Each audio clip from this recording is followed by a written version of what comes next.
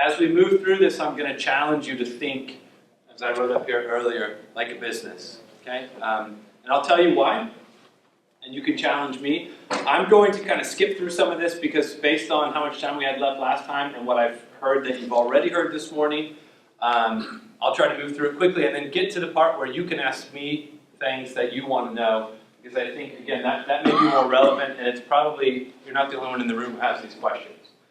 So one of the things that we talk about in social business and social enterprise and in churches is understanding the terminology. It's not that critical anymore in my opinion, but I'm going to try to tell you what I'm talking about, and so to do that, we'll talk a little bit about the terminology.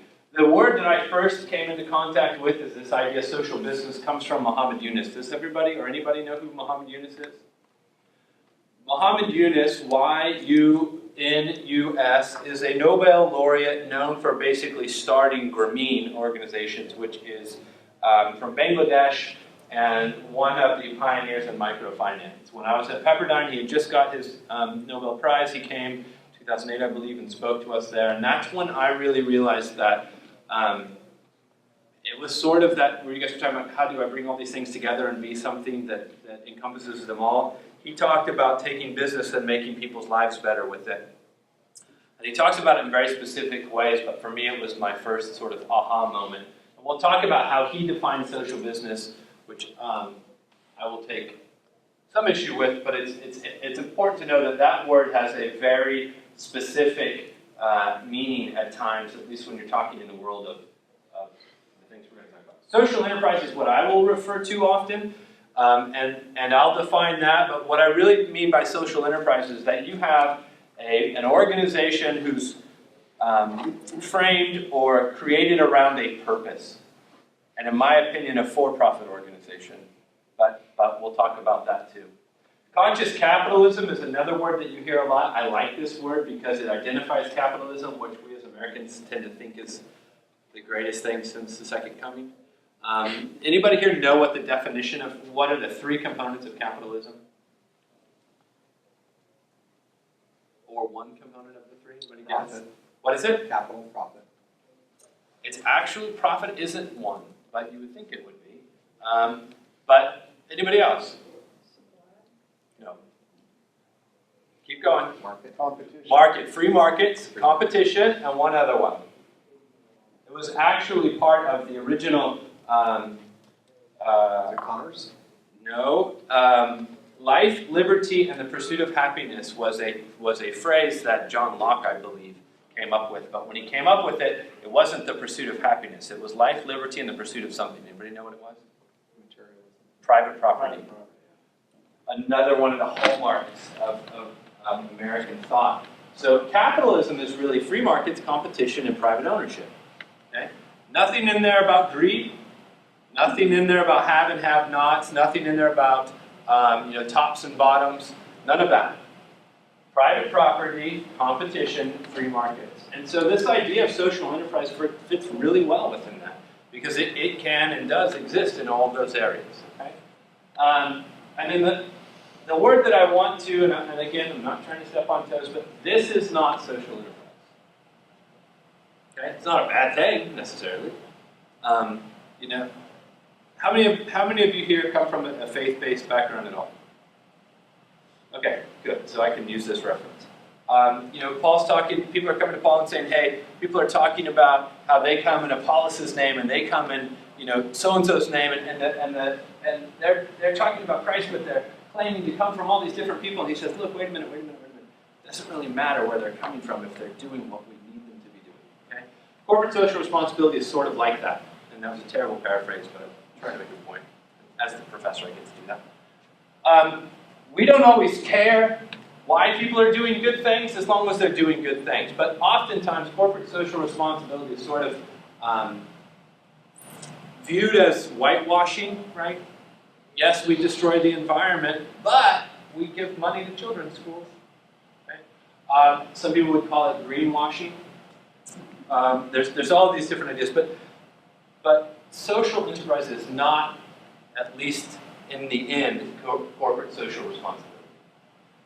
And that would be something that if you talk to Muhammad Yunus about, he would tell you, absolutely no. Okay, so I'm going to just quickly pull these up.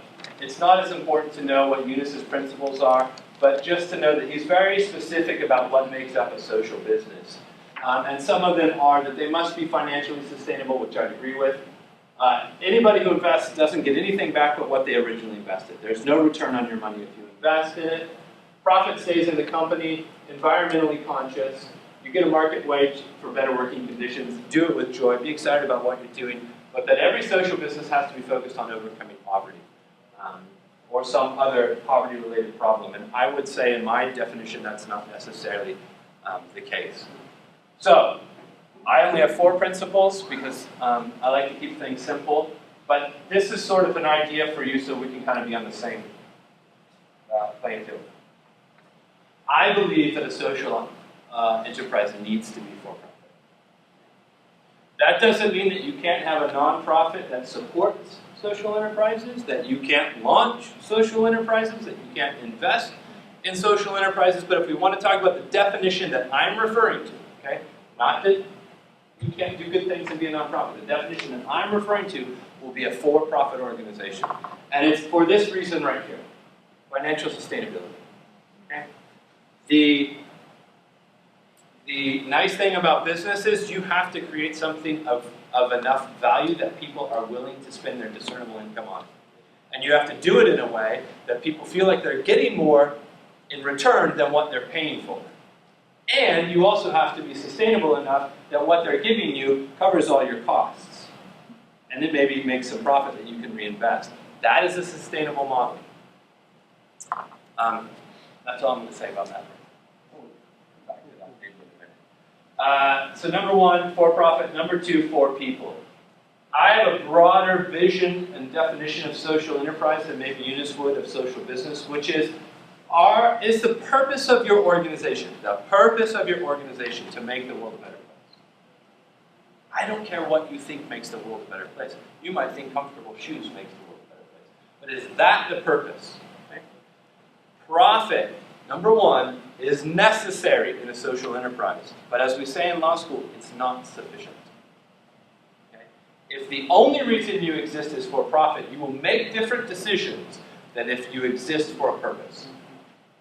And we've seen in the not too distant past people who existed for profit, who made decisions based on that, who damaged a lot of people's lives. When I was in law school, I had a gentleman who was the CFO of Homestore.com come in and talk to us. And he said in 30 seconds he lost his entire career in a 30-second conversation. Because what they came up with at Homestore.com was, what was the most important thing to show, to demonstrate in the .com boom? Anybody know?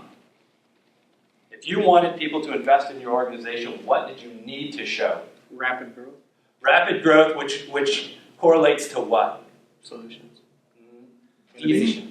Money. You needed to demonstrate you had a lot of revenue. They didn't even care if you were making a profit. You just had to have a lot of revenue. And so what they decided to do was create sort of this revenue-generating thing. It just happened to be totally unethical, which was, we will buy from this specific vendor that we own, who will sell and buy from this vendor, who will sell and buy from this vendor, who will sell and buy for us. So basically, we'll put $5 out into the system. That $5 will come right back through all these shell companies that we've created, and that will look like we are generating incredible amounts of revenue. And he said, the CEO came up to him and basically just said, here's this model we're thinking about sort of in a hallway conversation, what do you think? And he said, yeah, that makes sense. Claimed, that's all he said. And then when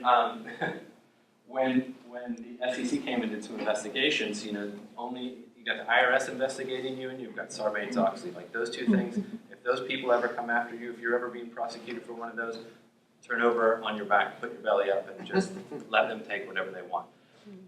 But that entity, that organization, was basically found guilty of committing fraud, and he was found guilty of being a party to it in what he claims, again, was about a 30-second conversation. And in doing that, because they were so focused on profit, because profit was the most important thing to them, as the CFO, if you go to jail for violating Sarbanes-Oxley and you spend your whole life being a CPA, how many more jobs as a CPA or a CFO do you think you'll get?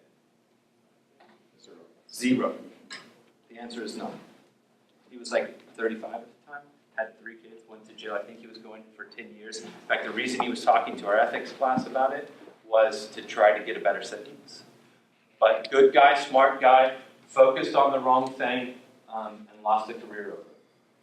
So, for purpose, profit is important, but you've got to be about something else. You've got to be about making the world a better place and for people. For the planet, I think that Eunice is right. If we are a good company, we're not out there destroying what I would consider this gift that we have of this planet. And so, for profit, for people, for the planet, for better. A social enterprise should be a great place to work. It should be the kind of place that you come to because you have a passion for what is happening there. It should be the kind of place where you get compensated adequately for the work that you're doing. It should be the kind of place that you are proud to tell people that you worked at, that people want to be, that is on those lists of the 100 greatest places. That's what your organization should be. When we go to work often, I will just tell you, when I used to, as a intern for Pepperdine University, when I was going to law school there, I worked in their campus planning department because I had a background in construction. And thought about getting a job there even after school. We talked about money, right? Does anybody care about how much they get paid at their job? Okay, one person's being honest in the room. As you might imagine, being a nonprofit and being a Christian university, their pay was not market pay. But there was a really good reason that it wasn't market pay. Does anybody here know what it was? What's that? They didn't need to have it be that way. Why didn't they need to have it be that way? People want to work there. They're fighting for those jobs. Because, yes, but because it was about the mission. This job is about the mission. Now, when you hear in an employment interview, our pay is based on the fact that this job is a mission. What do you know? Not going to be enough pay. Period. I don't care what the mission is. If you live in Malibu and you're making $70,000 a year, you're not making enough money. Okay? But because it's a good thing, it's okay if we pay you less. And I'm here to say today, as a former pastor, as a Christian man, as a person who works for a nonprofit, that's not true. We should be, if we're a social enterprise, making money, doing good things, and rewarding people for it. There's no reason that you can't be a viable business who pays people really well. Even Muhammad Yunus, who has this sort of altruistic idea of what a social business would be, says you need to pay people well. Because you want the best people working for you. And passion should be why they're there. And that should be what's driving them on. You should be rewarding them. And of course, in any startup, you can't always do that right up front. And there's other ways to do that with responsibility and opportunity and development. You need to be creative. But at some point, your goal should not be to pay them based on whether or not this is a mission. I don't find that in Scripture anymore. That's sort of my go-to. All right, so those are my principles. So what about churches and nonprofits? And after this, what I was going to show you is a video that our church did. Well, actually, Randy did it at Neighborhood, where they talked to me about Maria and the work we do with our Empower Fund. Did everybody see that this morning, the Empower Fund video? Did anybody see the Empower Fund video? Okay, so basically, I'll tell it to you quickly and to save time. One of our pastors there, Stephanie, she likes to eat Mexican food. She goes to this Mexican restaurant all the time in her community. Oh, yes. She lives in contact. Okay, you got all that? We helped Maria. It was a no-brainer to me. She was being basically put in a situation where someone was taking advantage of her against what the law says. It's really nice when you're an attorney. You can write cool letters and put these numbers and names on it and send it out. People tend to listen to you. This gentleman listened when I wrote the letter. But basically, she wasn't being treated properly. And she had talents and she had skills, but she didn't have the money and she didn't have the access. And so we set up this fund to help launch her as an enterprise. Okay?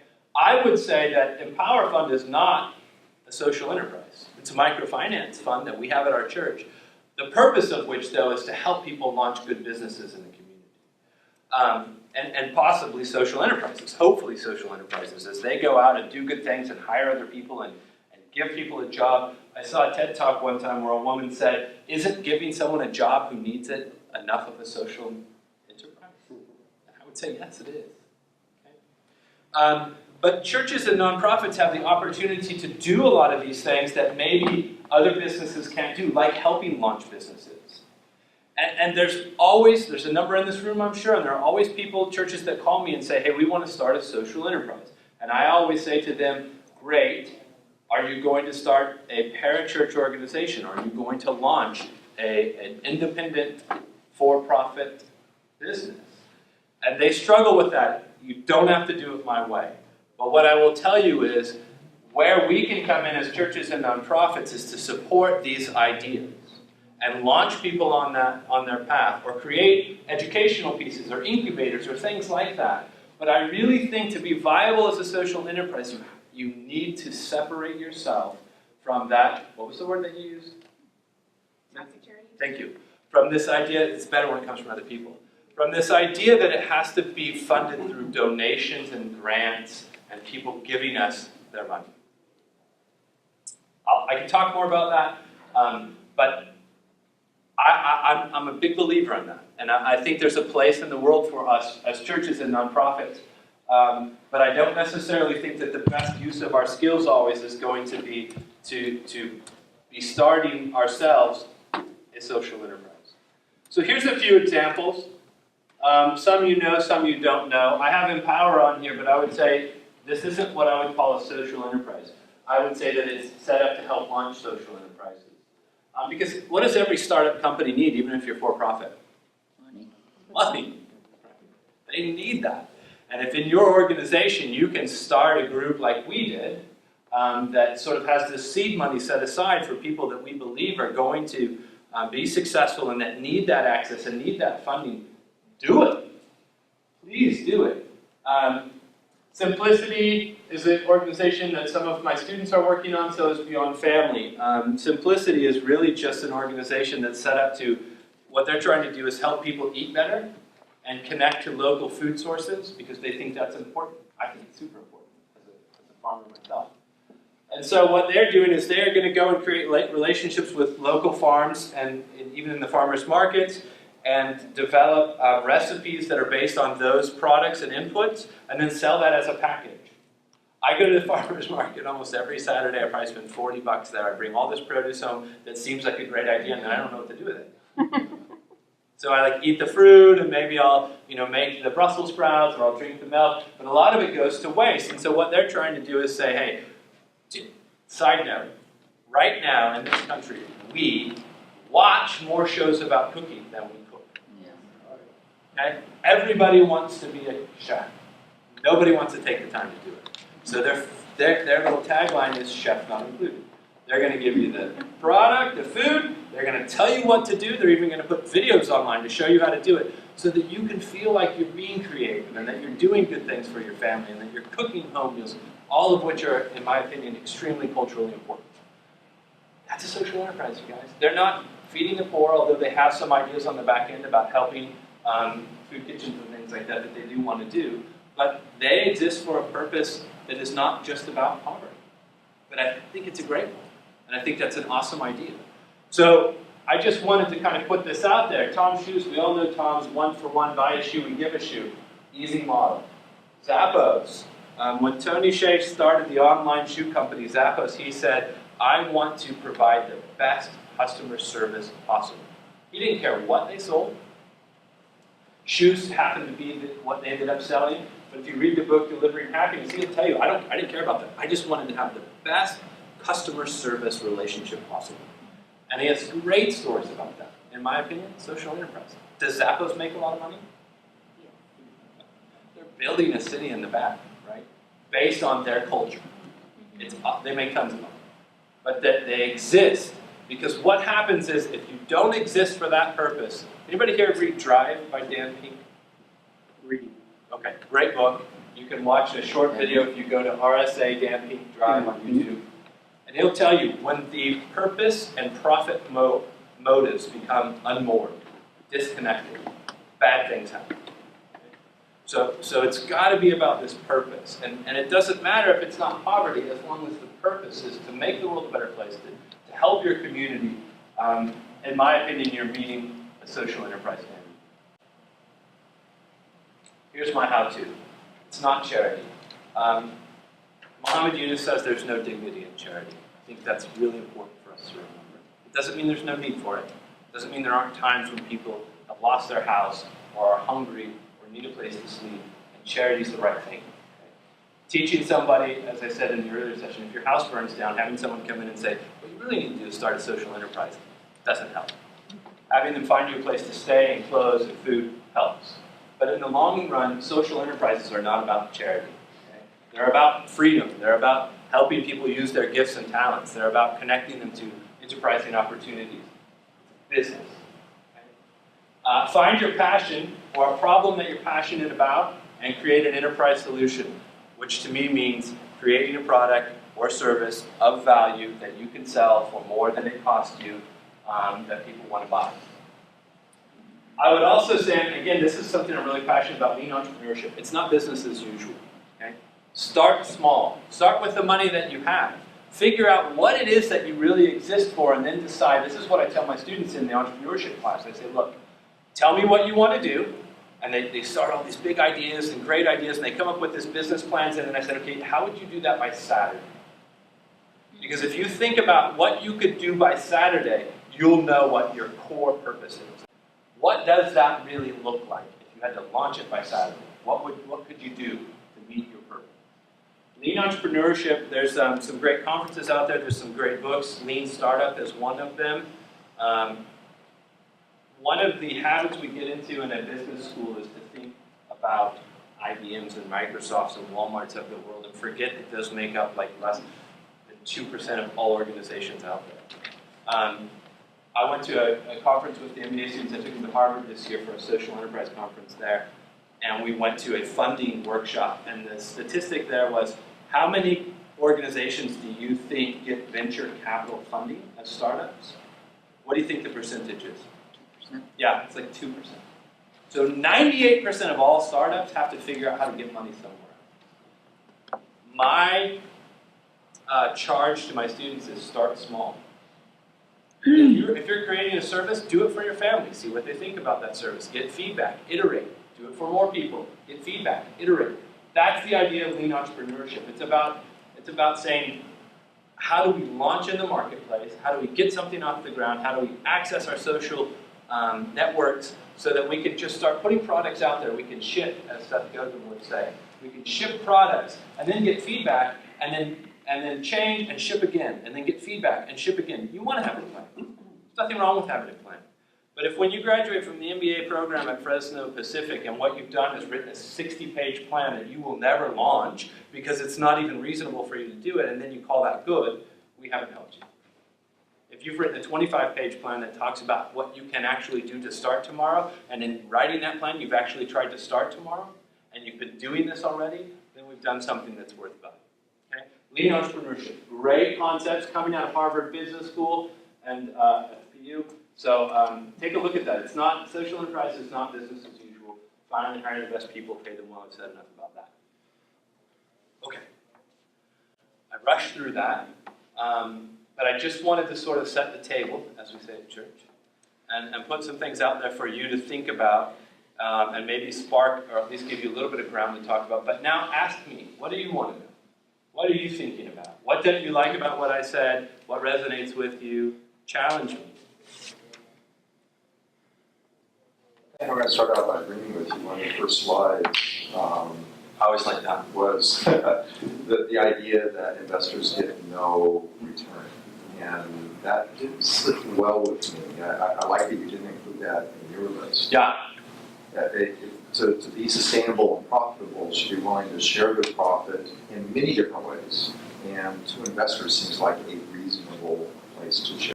Yes, and I would say yes, but would be my response to that. I thought about putting that one in. One of the reasons that Yunus says that, and unfortunately tends to play out, is that when you get investors who aren't connected to the purpose, Full circle. right? That's the problem. Yeah, absolutely. If you don't have that fit, then That's right. very smart. Because we have seen social enterprises, especially microfinance one, where they start to see, anybody here work at a bank or have worked at a bank?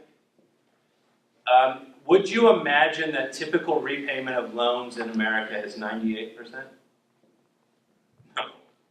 been through the mortgage crisis, you know that's not the case, okay? But in microfinance situations, they tend to be in the high 90s.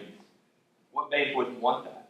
And so we've seen examples where banks have sort of taken over these microfinance to very, very bad ends. Because, like with us, when we're working with Maria or people like Maria and she hits a bump in the road and can't make a payment, do we then initiate all the clauses in the contract that say we can collect the full amount due and payable now? Acceleration clauses? Do you think we do that? No. No.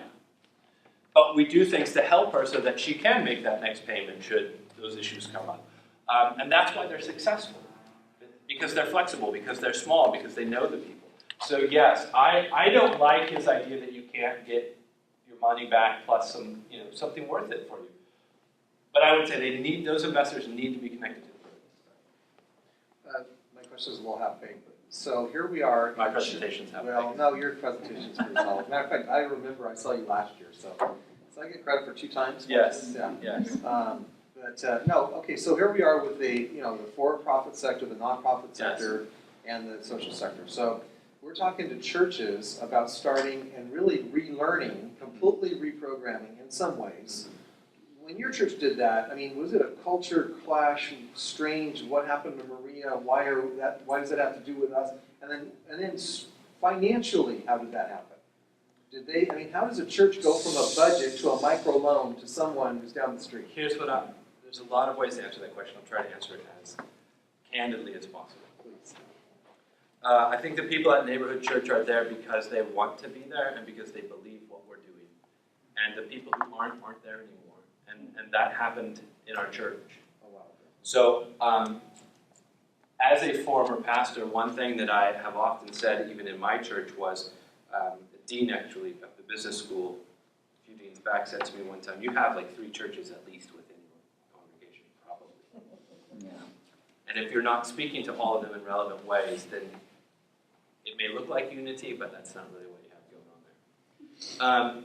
Neighborhood, unfortunately or fortunately, has gone through some of those struggles, and so I think part of it is those who are there are all in, which is not a knock on those who aren't, because in my opinion, in any organization, church or otherwise, if you're not all in, then you shouldn't be there. And that's okay. Like, the kingdom is plenty big enough, right, for us all to find our right fit. And I talk a lot in business about one of the most important things you can do in business is hiring the right people. And then the second, or maybe even first most important thing, is firing the right people. We can't fire people in churches, but sometimes they make those choices. So part of it is that we have the right people at the congregation. I wish I had the story for you about how it was a major culture change and we educated them and all that. What really happened was Steve, our lead pastor, said to me, "Will you and Steph come up and talk about Maria?" And then just ask. I never have a problem talking or asking. Stephanie and I got up, he interviewed us, I told them the story of Maria, basically that her landlord was not following the law and was sort of oppressing her, and we're looking for ways, and that's when I used this phrase, what we're trying to do here with this idea of the Empower Fund is not about charity, it's about freedom. It's about releasing people from oppression, if that be the case. And we wanted to raise $3,000 to help her do that. That's what she needed at that time. And that was one Sunday, and I found out on Monday we raised $10,000. So, call that a God thing, call that people who are in tune to the purpose. We're invested in this organization because we believe in it. Call that a emotional pitch. I don't know. But the interesting thing was they dove in, I didn't tell them how much we needed, I just said, we need money, and they blew away our expectations. So, yeah, I don't have the answer. Representing the idea that, and I know away from social enterprises, That's okay. But the idea of impacting and leveraging the spiritual and material blessings of the church, which are enormous. Sure. I had one guy that I was showing an issue to, and he has $400,000 in the missions budget at his disposal. Yeah. In one church in Fresno has $400,000 in the mission budget at their disposal. So People's Church is an example, or any other church. How would they integrate this concept in saying, hey, maybe it's a microloan, maybe it's an empowerment, maybe it's a freedom, and then where would that have to express itself? I mean, you guys kind of did that. Here's something I would say to you, and I said this earlier, and I think it's really important, is there's a couple of things. One, we don't all have to do what everybody else is doing. Right. we have to do is what we're good at doing, and help others to find places that are good at doing the things that they're interested in. We happen to have at our congregation someone like me who's an attorney, who's been in business most of their adult life, who's educated in that. We have people who run small businesses. These are the people that made up the board to make these decisions. It wasn't pastors. So it's integrated. No offense, Okay. right? One of the things I see in these situations is we have business people trying to do mission work without bringing mission people in, and mission people at churches trying to do business without tapping into the business resources, and neither one of them are a good idea. So what I would say is go with your strengths. Who's in your church? What are their gifts and talents? Don't be afraid as a pastor to call on them to lead these things. And vice versa. If you're a business person and you have a lot of money and you want to do some really cool, exciting, enterprising things, bring some mission people in to sort of tell you what that's like. Because one of the things we ran into even with Maria is we want to tell her story because it's exciting, but how do we do that and be faithful to her? Without saying like, here's this poor person, here's this poor, under-resourced, undereducated, not that these things are true, but I'm just saying, poor person, that we brought in and gave all this money to, and we just want to tell you guys what a blessing God has been, right? Right. That's not the right thing. As business people, we want to promote things, but as mission people, sometimes we know that's not the way that you do it. So it's a collaborative thing. That's why for me, when I heard Eunice talk about this, I was like on fire because it was the way in which I thought I could bring sort of my faith-based background and the talents that I think I've been given to do something that no one ever told me I could do before. Because if I was going to do good work, I had to do it as a nonprofit, right? Or if I was going to make money, then I had to do it as a for-profit. But there was no such thing as making money and doing good. There's no paradigm for that. Somebody else? Yes, sir. Yeah.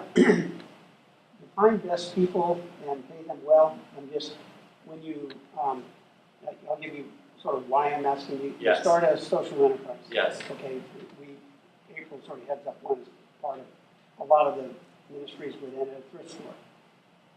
You sometimes don't hire the best people because it is a pathway to to a job. Okay. So maybe they're the best people for your goal, definitely not the best people for actually performing that job.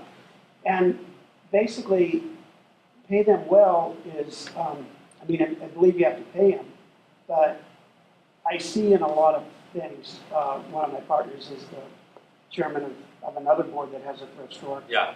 And he sees people don't want to leave, but the goal of your thrift store is bring them in, train them, and then move them out. Yeah. And I'm not saying you treat them badly. You're not trying to encourage them with low wages and bad working environment. Well, that's what I mean is that you have to, what you're doing is you're preparing for what's in the real world. Sure.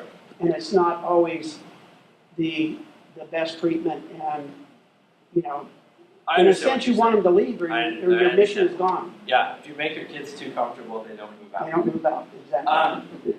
So a couple things there. One is part of your purpose is to train people in how to be good employees.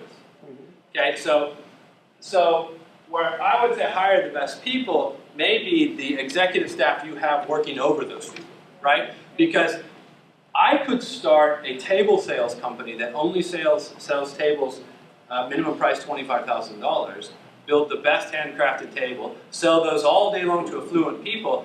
Have I accomplished a purpose? Maybe I have, because I want to be a craftsman, but then I may also be taking that money and investing into your thrift shop, because my real purpose is to help people get jobs. So what I'm saying is you have to kind of define your purpose, and your purpose is actually that piece which is employing people. So that's a little bit different, but what I would say to you is get the best people you can to help set up, oversee, manage, and pay them, so that they want to keep helping people, which is your purpose. Does that make sense? Oh no, I agree with that totally. Yeah, and so I think that's it. And yeah, we don't want our adult children living at home. I get it, and I think that you have a unique situation because your end piece is what's happening for your enterprise. That's it. That is the spot where your purpose is happening. Is in the thrift shop enterprise that you operate, right? That's where the training is happening. That That's is where where- the work to better work is going on. Right. So you have to look at each organization individually to kind of define that. Anybody else? Wouldn't it be good if you had someone to counsel with them, saying that your tenure is pretty much up? You need to figure out what you want to do. Can we help you find employment? Well, part of developing people, I would say, is to try to identify what their goals are. Try to find out where do they want to be. When I do employee evaluations, which I think is a very difficult thing, more than half the time done wrong, and can be really detrimental to the employer-employee relationship. That's my HR side. What I try to do is find out what is it people are looking for. Where are they trying to get? What is it that they want to be 5 or 10 years from now? And what can I do within my organization to help them achieve that? And so in this situation we're talking about, part of it could be that, and developing the skills with them while they're working in the thrift store necessary to achieve where they really want to go. When I ran this, I'll give you just a quick example, this little preschool, where we were not able to offer people sort of career opportunities unless they were just a second income. Almost every one of the teachers who came through wanted to be a credentialed teacher. And many people would say, well, why would you want them? They're just going to leave. And I would say those are exactly the people we want, because those are the people who are motivated, and we're going to milk them while they're here, and we're going to help them get curriculum training, we're going to help them get classroom management training, we're going to help them, because the worst thing we could have is somebody who's not motivated at all working here for the next 20 years. And then that gives them a spot to fill with people who are in need. Exactly. And he's clogged. Yeah, absolutely. You're absolutely clogged up. Yes, ma'am. Why is that so hard for churches? Which one? Evaluating people, helping them to ask questions like, where do you want to be in 5 or 10 years? Or I don't think asking questions I think like it's is exceptionally. hard. I've I'll worked tell you not in what's churches hard. at all, and now I work in a church, and it's like for I'll some tell you- reason it's like people don't know how to do Anybody that. here know who Jeffrey Canada is? Harlem Children's Zone? Yeah. So when they interviewed him at this summit, Willow Summit? Willow Creek Global thing. leadership. When they interviewed him, and he's been sort of this guy I read about and sort of get some mentorship ideas from, he runs a huge nonprofit that's been very successful. But one of the things they asked him was like, what's one of the most difficult things you've learned as running it? And he said that not everybody is redeemable. He said, I should have fired people sooner. Here's a Christian guy in a leadership position, running a nonprofit. His biggest takeaway was, I should have fired people sooner. Because what we think is that when we fire somebody, we're harming them. Right. And what I would say is it's how you do it. Because keeping people in a position where they're not successful longer than they should be is not doing them any favors. They know. What would be doing them a favor is to say, look, this isn't working. This is how I counsel people. This isn't working out for us. It's not a good fit. But we believe you have some skills and some talents, and here's what we see they are. We don't have a place for that. But what we're going to do is help you find a place. So for the next 2 weeks, I don't know if nobody was here. I did an HR talk here not that long ago for the Risk Management Association that looked at how much does it cost you to have the wrong person working for you for 2 years, 2.5 years, at $65,000. How much do you think it was? It was mid-level management, not a ton of money, right? 65 grand, good money, but not a ton. Working for you for 2.5 years in the wrong place, essentially. This was a study done by Career Builder. How much do you think that cost the organization? It's 5 times. $800,000. Oh my God. So if you're going to tell me that you can't afford to pay them for 2 weeks while they find another place to go work, you're kidding yourself. But we think that everybody is redeemable, and they are in one sense, but maybe not in the employment sense, and maybe not in this place. And so that's my short answer to your short question. Heibel's had an interesting answer at that same seminar. He said because in the church community within employment, it's one of the hardest places for us to tell the truth. No kidding. It's just hard to be candid inside of a Christian environment. I will tell you that our official time is up, but I have a few minutes if anybody wants to stay and talk or ask questions.